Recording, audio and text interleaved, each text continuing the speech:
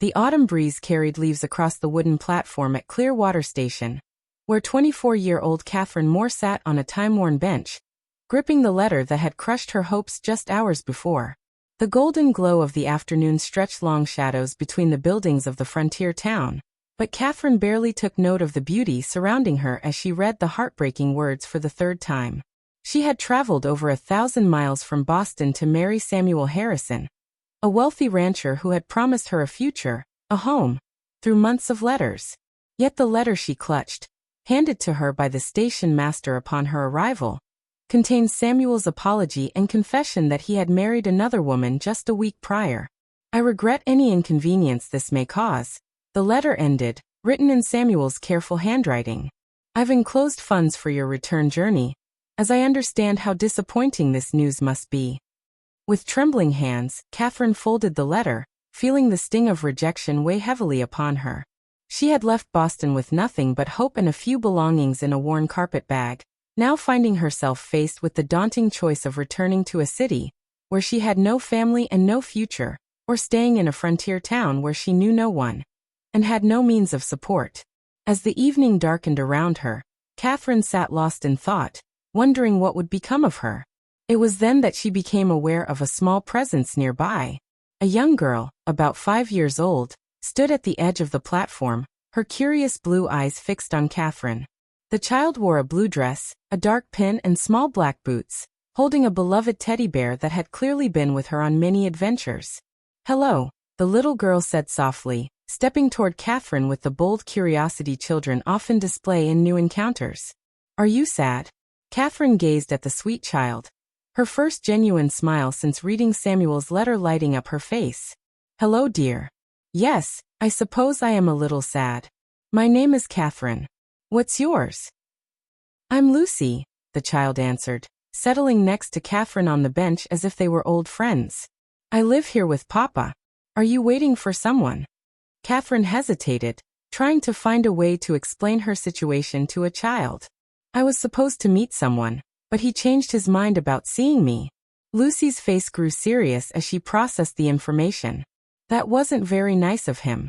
Papa says you should always keep promises to people." "Your papa sounds like a wise man," Catherine said, touched by the child's simple but clear sense of right and wrong. Lucy studied Catherine's face with a look of intent, trying to understand the adult emotions at play. "Do you have somewhere to live?" The question, so direct and innocent, brought tears to Catherine's eyes. "Not yet, Lucy. I'm still figuring that out." Just then, a man's voice called out from the street, "Lucy, there you are. I've been looking for you." Catherine looked up to see a tall man in a brown coat and hat approaching the platform. He appeared to be in his early 30s, his eyes kind, his hands weathered from hard work. As he reached them, he removed his hat politely. "I'm sorry if Lucy has been bothering you, miss," he said. "She tends to start conversations with anyone who will listen." "She hasn't bothered me at all," Catherine assured him. "She's been lovely company. I'm Catherine Moore." "Thomas Bennett," the man replied, extending his hand. "I own the general store here. This little one is my daughter Lucy." Lucy tugged at her father's coat sleeve. "Papa, Miss Catherine is sad because someone broke a promise to her, and now she doesn't have anywhere to live." Thomas looked at Catherine with growing concern and understanding. "Miss Moore, are you perhaps a mail-order bride who's run into some trouble?" Catherine's cheeks flushed with embarrassment, but Thomas's tone held no judgment, only kindness. "Yes, I'm afraid so. The man I was to marry has decided to pursue other arrangements." Thomas's expression became serious. "I'm very sorry to hear that. It puts you in a difficult position, especially with winter coming." Lucy looked between the two adults, then fixed her gaze on Catherine with a look of determination. "Miss Catherine, do you like children?" "Very much," Catherine replied sincerely. "I used to teach school back in Boston before I came west." Lucy's eyes brightened with excitement. "Papa, Miss Catherine is a teacher. She likes children, and she needs somewhere to live." Thomas looked at his daughter with a mix of amusement and concern, as if he could sense the wheels turning in her mind. "Lucy, what are you thinking?" Lucy took Catherine's hand in her small one, looking up at her with a hopeful expression. "Miss Catherine, we don't have a mama. She went to heaven when I was little, and Papa gets lonely sometimes, even though he tries to hide it from me. Catherine's heart tightened as she listened to this child's innocent honesty about her family's loss and their needs. Miss Catherine, Lucy continued in a whisper, as though she were sharing the most important secret in the world. Can you be my mommy forever? Papa needs someone to take care of him, and I need someone to read me stories and teach me how to be a lady. Catherine looked at Lucy's hopeful face and felt something stir in her chest.